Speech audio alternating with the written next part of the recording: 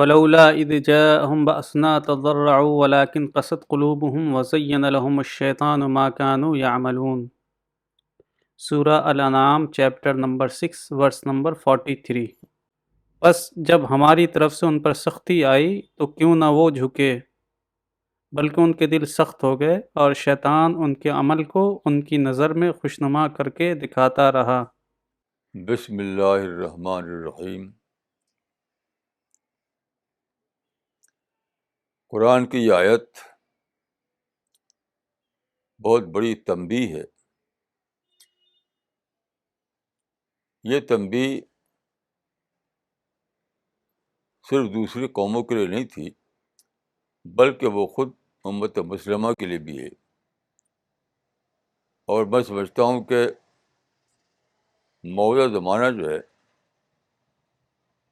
موجودہ زمانے کے مسلمان ٹھیک اس کا مصداق بن چکے ہیں۔ قرآن کی اس آیت میں 4 لفظ پر غور کیجیے: باس، تضرع، تنظیم اور قساوت۔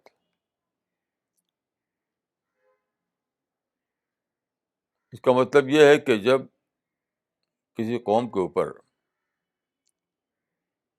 بگاڑ آتا ہے تو اللہ اس کی اصلاح کے لیے، اللہ کی طرف سے اس کی اصلاح کے لیے تنبیہات آتی ہیں۔ ان تنبیہات کو یہاں باس کہا گیا ہے۔ تنبیہات یعنی ایسے مسائل، ایسے سخت تجربات جو گویا کہ شاک ٹریٹمنٹ کے ہم معنی ہوتے ہیں۔ تو جب اس طرح کی تنبیہات آتی ہیں تو مقصود کیا ہوتا ہے کہ لوگوں میں تضرع پیدا ہو، یعنی محاسبہ پیدا ہو، انٹراسپیکشن پیدا ہو، لوگ سوچیں اور اپنی اصلاح کریں۔ لیکن جب کوئی قوم زوال کے درجے پہنچ چکی ہوتی ہے تو ایسا بہت کم ہوتا ہے۔ زیادہ تر کیا ہوتا ہے، وہ چیز ہوتی ہے اس کو کہا گیا ہے تزیین۔ یہ تزیین خود قوم کے لیڈر کرتے ہیں۔ وہ تزیین یہ ہے کہ جو تنبیہات اللہ کی طرف سے آئی ہیں ان کو انسانوں کی طرف منسوب کر دیا جائے، اور بجائے اصلاح خیش کے شکایت غیر کا جذبہ ابھار دیا جائے۔ تو جب ایسا ہوتا ہے تو کیا ہوتا ہے نتیجہ؟ قساوت، اور زیادہ لوگ بحث ہو جاتے ہیں، اصلاح کا جذبہ اور کم ہو جاتا ہے۔ یہ ہوتا ہے۔ تو بچتا ہوں کہ یہ آیت جو ہے قرآن کی موجودہ زمانے کے مسلمانوں کے لیے پوری طرح صادق آ رہی ہے، پوری طرح۔ موجودہ زمانے میں یعنی 200 سال کا جو زمانہ ہے، اس میں ہم جانتے ہیں کہ دوسری قومیں، خاص طور پر اہل مغرب یا اسرائیل، دوسری قوموں کی طرف سے مسلمانوں پر باس کا اظہار ہوا، یعنی ان کی پولیٹیکل دبدبہ ختم ہوا، ان کی قومی نقصانات پیش آئے ان کو، ان کا جو فخر کا جذبہ تھا وہ ٹوٹا۔ اس طرح کے تجربات پیش آئے۔ تو عین اسی وقت کیا ہوا کہ تزیین کا عمل شروع ہو گیا۔ یہ ہونا ہی تو چاہیے تھا کہ ان واقعات پر لوگوں کے اندر محاسبہ جاگے، انٹراسپیکشن جاگے، اپنی اصلاح کریں۔ پھر ہوتا یہ ہے کہ یہ صورتحال جو پیش آتی ہے پہلے یہود کے ساتھ پیش آئی تھی اس سے پہلے، تو وہ جو صورتحال پیش آتی ہے، بس جو ظاہر ہوتا ہے وہ انسانوں کی طرف سے ہوتا ہے، فرشتوں کی طرف سے نہیں ہوتا ہے. دیکھیے ایک ہوتا ہے عذاب آسمانی، وہ تو آسمان سے آتا ہے، لیکن یہ جو تنبیہات ہوتی ہیں وہ آسمان سے نہیں آتی، وہ انسانوں کی طرف سے آتی ہیں. جیسا کہ یہود کے ساتھ ہوا کہ ایران اور بابل کے بادشاہوں نے یہود پر حملہ کیا، ان کی توڑ پھوڑ کی. تو یہود نے کیا کیا، ان واقعات کو ایران اور بابل کے بادشاہوں کی طرف منسوب کر کے ان کے خلاف شکایت کا طوفان کھڑا کر دیا، اور ظلم ظلم ظلم یہ چیخنے لگے. اس بارے میں یہود کا لٹریچر بہت زیادہ مواد اس میں موجود ہے. میں نے رسالہ میں اس کی کچھ تفصیلات لکھی ہیں. تو آسمانی عذاب اگر آئے تو وہ تو واضح طور پر معلوم ہوتا ہے کہ اللہ کی طرف سے آیا ہے، لیکن وہ الگ چیز ہے. یہ تنبیہات جو ہیں وہ آسمان سے نہیں آتی ہیں، وہ کسی انسان کی طرف سے، کسی قوم کی طرف سے، کسی بادشاہ کی طرف سے آتی ہیں. تو اس ظاہری صورت، ظاہری شک کے بنا پر قوم کے لیڈر کیا کرتے ہیں، ان کو ظالم ٹھہرا کر کے، اپنے کو مظلوم بتا کر کے شکایت اور احتجاج کو طوفان کھڑا کر دیتے ہیں، یہاں تک کہ موقعوں پر تشدد کرتے ہیں، گن اور بم چلاتے ہیں. تو اس کا نتیجہ کیا ہوتا ہے کہ جو باس کا جو ظہور ہوا تھا اس لیے کہ لوگوں کے اندر اپنی غلطی کا احساس پیدا ہو، وہ اپنا محاسبہ کریں، توبہ کریں، اپنی اصلاح کریں، اس کے بجائے الٹا ہو جاتا ہے. وہ سمجھتے ہیں کہ ہم تو بالکل ٹھیک ٹھاک ہیں، ہماری کوئی غلطی نہیں ہے، غلطی تو مفروض یعنی فرضی ظالموں کی ہے، فرضی طور پر ظالموں کی طرف منسوب کر دیتے ہیں اس کو. اس سے کیا پیدا ہوتا ہے، قساوت. قساوت کا مطلب ہے کہ اور زیادہ لوگ جری ہوتے ہیں اپنے غلط کاریوں پر. تو یہ کتنا عجیب صورتحال ہے، اور آج جو مسلمانوں کا حالت ہے وہ ٹھیک اسی کا مصداق ہے.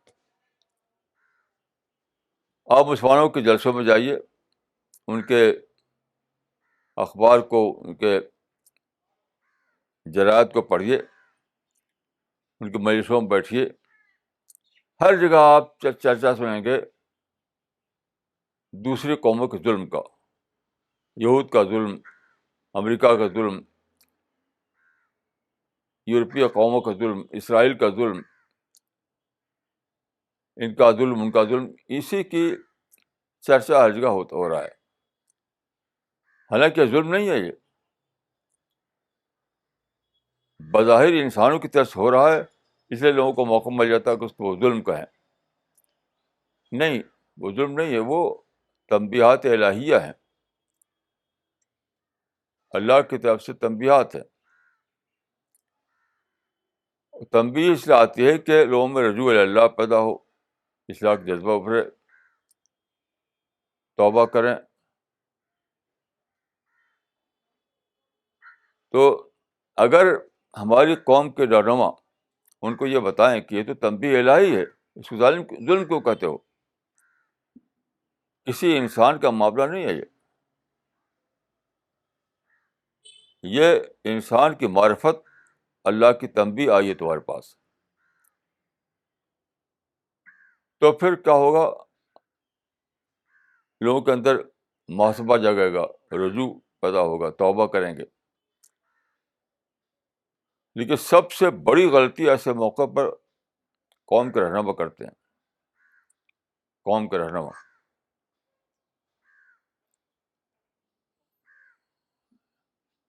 ایسے موقع پر اصل جو کام ہوتا ہے وہ قوم کے رہنماؤں کو ہوتا ہے کہ وہ بتائیں کہ بظاہر اگر چاہیے واقعات انسان کی طرف سے پیش آ رہے ہیں، لیکن اپنی حقیقت کے اعتبار سے وہ اللہ کی طرف سے ہیں، وہ اللہ کی تنبیہات ہیں. تو تم ظالم کے خلاف نفرت مت کرو، ان کے خلاف تشدد مت کرو، ان کے خلاف بد دعائیں مت کرو.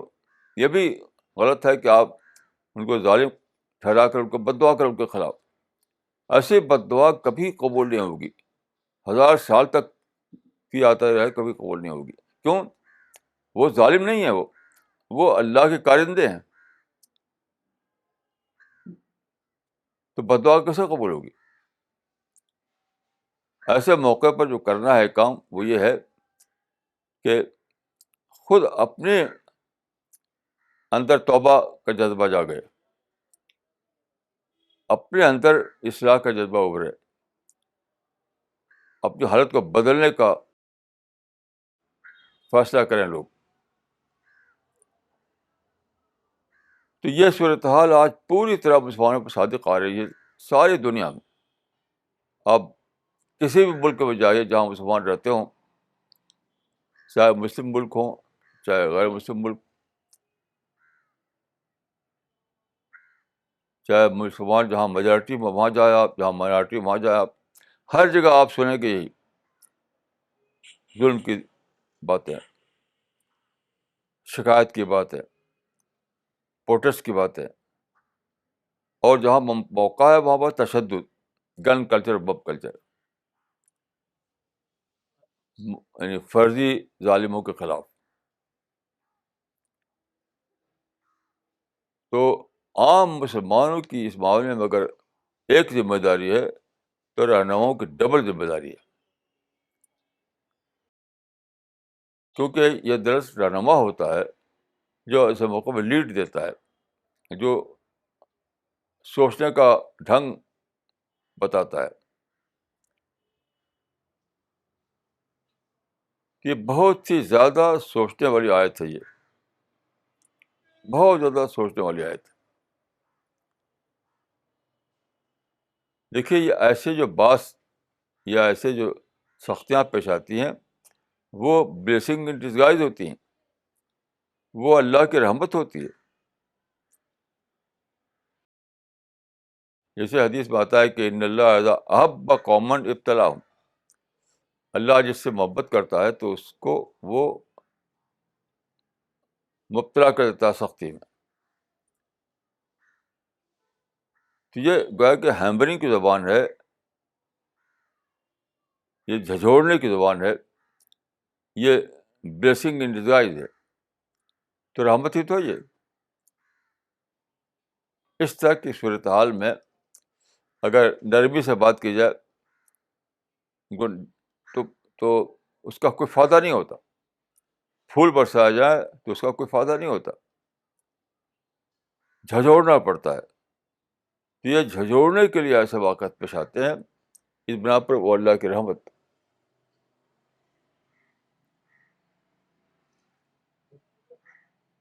لیکن عام لوگوں کے اندر اتنا طاقت نہیں ہوتی تجزیہ کرنے کی، ان لوگ کو سوچنے کی طاقت نہیں ہوتی، ان کو معاملات کا فہم نہیں ہوتا.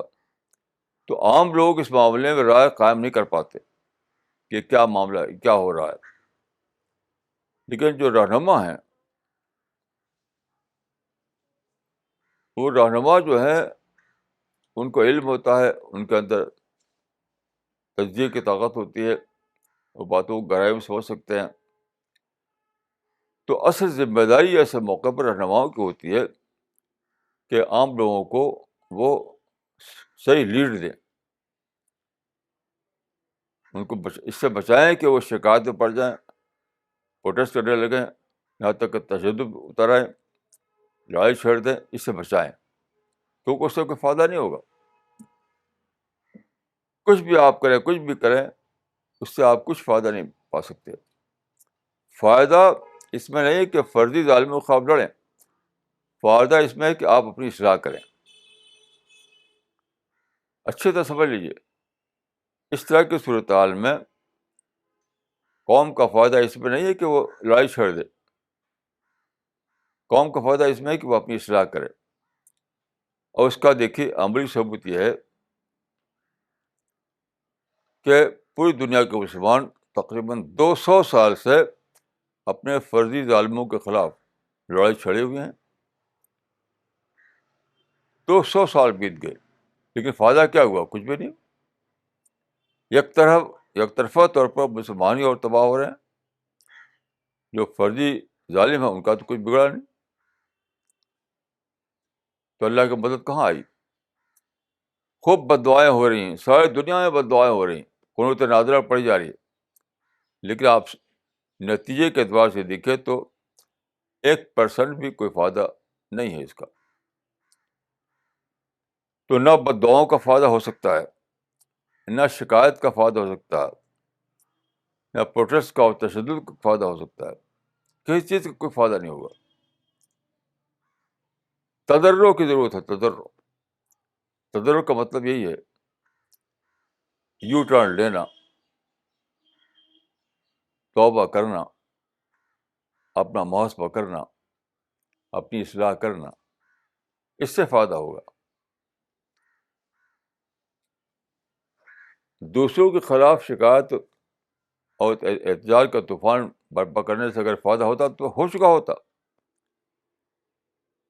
یہ دوسروں کو ظالم قرار دے کر ان کے خلاف شکایت اور پروٹیسٹ کا طوفان یا تشدد کے ہنگامے جاری کرنے سے اگر فائدہ ہوتا تو ہو چکا ہوتا. کیونکہ وہ تو بہت کر چکے ہیں مسلمان،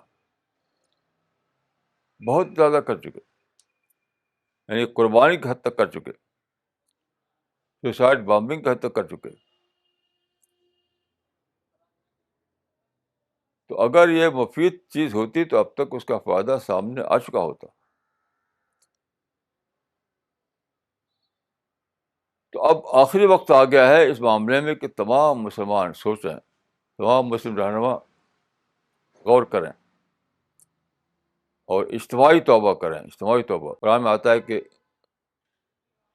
توبوا الی اللہ جمیعاً ایھا المسلمون، سب مل کر توبہ کرو اے مسلمانوں.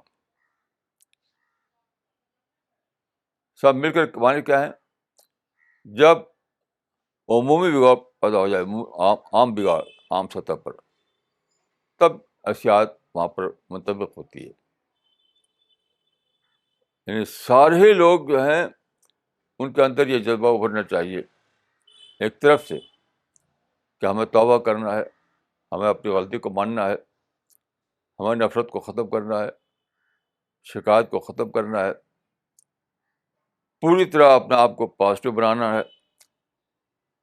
بد دعا کرنے کا طریقہ بالکل ایک دم بند کر دینا ہے، مکمل اسٹاپ کر دینا ہے اس کو.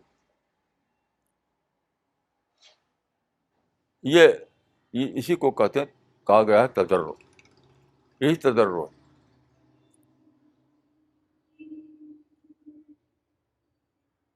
تضرع کے لفظی معنی ہوتے ہیں گڑ گڑانا، لیکن اپنے انطباق، اپنے اپلیکیشن کے اعتبار سے اس وقت جو تضرع مطلوب ہے وہ یہی ہے کہ بد دعائیں ختم، نفرت ختم، پروٹیسٹ ختم، تشدد ختم، سوسائڈ بامبنگ ختم،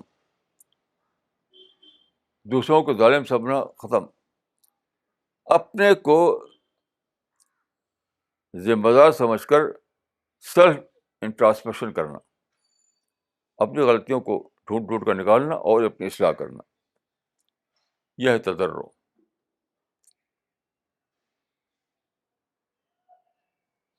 تو یہ آیت موجودہ زمانے کے مسلمانوں کو خطاب کر رہی ہے اور پوری طرح ان کے اوپر اپلائی ہوتی ہے، مکمل طور پر. یعنی ان میں سب سے پہلے ان کے زوال کے نتیجے میں بگاڑ آیا،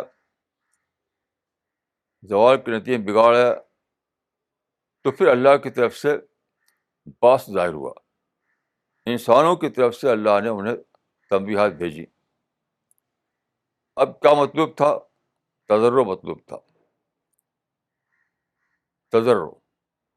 لیکن ہوا کیا کہ مسلمانوں کے نادان لیڈر کھڑے ہو گئے اور دور جدید میں جو پریس کی طاقت ظاہر ہوئی تھی، جو کمیونیکیشن کا زمانہ آیا تھا، ان سب کو استعمال کر کے ایک طرف سے گئے چیخ پکار کرنے، ظلم ہے، ظلم ہے، ظلم ہے. اس کے نتیجے میں کیا ہوا کہ قساوت آ گئی. یعنی اور پختہ ہو گئے لوگ اپنے بگاڑ پر. کساوت کے لفظی معنی ہوتے ہیں بےحسی. تو یہاں اس کا مطلب یہ ہے کہ اصلاح کے جذبے کا خاتمہ. جب آپ کو یہ سمجھایا جائے کہ آپ کی غلطی ہی نہیں ہے، غلطی تو ان لوگوں کی ہے جن کو ظالم فرض کر لیا گیا ہے، تو کیا ہوگا؟ پھر کساوت آئے گی، بےحسی آئے گی، لوگ ڈھیٹ ہو جائیں گے، لوگ غلطی کرنے پر جری ہو جائیں گے، سمجھے کہ غلطی ہماری تو کچھ ہے ہی نہیں، ہمیں کیا کرنا ہے، کریں دوسرے لوگ جو ان کے خیال کے مطابق ظالم ہیں. کہ بہت ہی یہ سیریس صورتحال ہے، بہت ہی سنگین صورتحال ہے. تمام مسلمانوں کو جو دنیا میں 1 بلین سے زیادہ ہیں، سب کو یعنی اجتماعی توبہ کرنا چاہیے. اجتماعی توبہ، ایک لخت بند کر دینا چاہیے شکایت اور پروٹیسٹ اور احتجاج اور تشدد اور ہنگامے. ایک لخت بند کر دینا چاہیے. بدعاؤں کو ایک لخت بند کر دینا چاہیے. اس کے بعد ہی یہ ممکن ہے کہ ہمارے حالات بدلیں، اللہ کی نصرت آئے اور اللہ ہمارے لیے ایسے حالات فراہم کریں جو ہمیں کامیابی کی طرف لے جانے والے ہوں. حالات ہمیشہ اللہ کی طرف سے پیدا کیے جاتے ہیں. حالات خود سے نہیں وجود میں آ جاتے. اسی کا نام نصرت ہے. نصرت کا مطلب کیا ہے؟ موافق حالات پیدا کرنا. یعنی جو قرآن نے بتایا کہ برابر کہ اللہ اہل ایمان کی نصرت کرتا ہے، ان کی مدد کرتا ہے، اس کا مطلب یہ ہے کہ ایسے موافق حالات پیدا کرتا ہے جس کو استعمال کر کے اہل ایمان اپنے آپ کو کامیاب بنا سکے. یہ مطلب ہے. نصرت کبھی بھی آسمان سے ٹپکتی نہیں ہے. ایسا نہیں ہوتا کہ آسمان سے ٹپکے. حالات کے حالات کی شکل میں آتی ہے، وہ موافق حالات کی صورت میں آتی ہے. وہ ان کو پہچان کر ان کو استعمال کرنا پڑتا ہے. یہ سب باتیں بہت زیادہ سوچنے کی ہیں، اور میں سوچتا ہوں کہ اب آخری وقت آ گیا ہے کہ مسلمان سوچیں، ری اسس کریں، ریوائز کریں.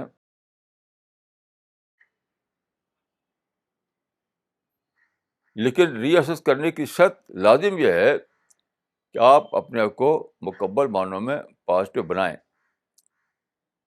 اگر نگیٹیوٹی موجود ہے مائنڈ میں، نفرتیں موجود ہیں مائنڈ میں، شکایتیں موجود ہیں، تب کچھ بھی فائدہ نہیں ہوگا سوچنے کا. رائٹ تھنکنگ جب آئے گی، جب آپ کا مائنڈ پوری طرح پازیٹیو ہو چکا ہو، شکایتوں خالی ہو چکا ہو، پروٹیسٹ سے خالی ہو چکا ہو، دوسروں کو ظالم سمجھنے سے خالی ہو چکا ہو. جب یہ اسی کو کہتے ہیں یعنی کھلے ذہن سے سوچنا. جب ایسا ہوگا اس وقت جا کر کے بات سمجھ میں آئے گی اور صحیح اصلاح پیدا ہوگی، اور مسلمان جو ہیں اللہ کی نصرت کے مستحق بنیں گے. لیکن نصرت آتی ہے استحقاق پر. یاد رکھیے، نصرت یوں ہی نہیں آتی، اللہ کی مدد آتی ہے وہ یوں ہی نہیں آتی، استحقاق پر آتی ہے. یعنی اگر مسلمان اپنے آپ کو مستحق بنائیں گے، اگر مسلمان اپنے آپ کو خدائی قانون کے مطابق مستحق بنائیں گے، اللہ دیکھے گا کہ وہ واقعی ڈیزرو کر رہے ہیں. تب ان پر اللہ کی نصرت آئے گی. نصرت کے معنی ہے حالات بدل جائیں گے, حالات کو موافق صورت دی جائے گی. یہ ساری باتیں قرآن کی اس آیت سے معلوم ہوتی ہیں. یہ آیت ہمارے لیے گویا آئی اوپنر ہے, چشم کشا ہے.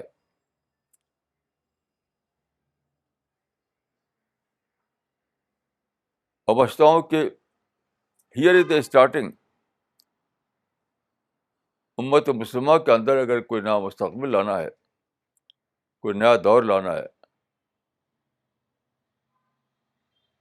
تو اس کی بگننگ یہی ہے.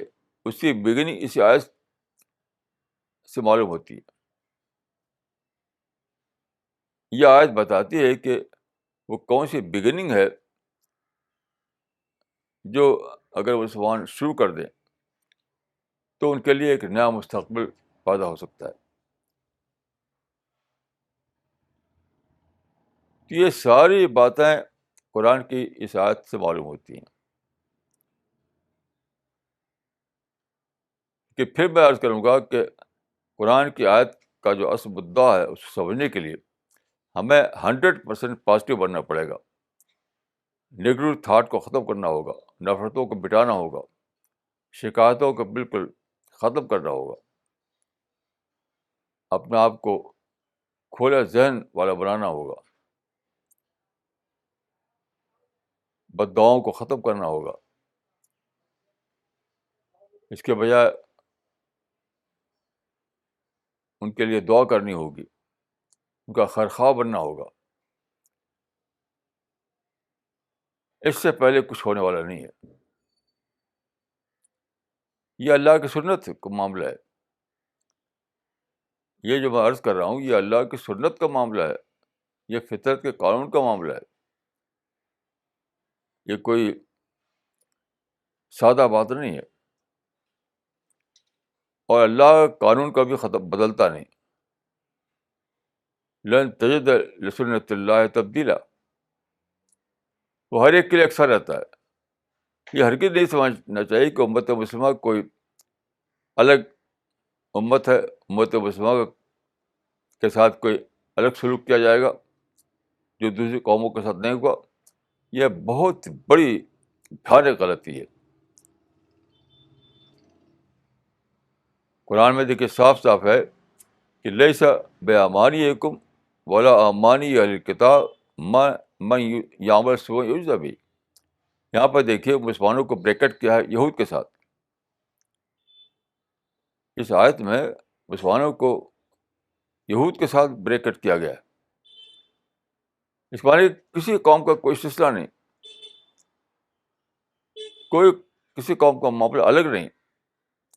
ایک ہی اللہ کا قانون ہے جو سب پر یکساں طور پر اپلائی ہوتا ہے.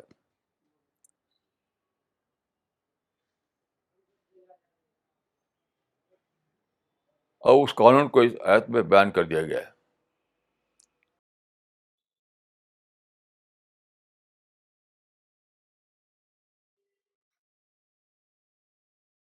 اللہ تعالیٰ مجھ کو اور آپ کو توفیق دے کہ ہم آیت کے پیغام کو سمجھیں اور اپنی اصلاح کریں. السلام علیکم ورحمۃ اللہ.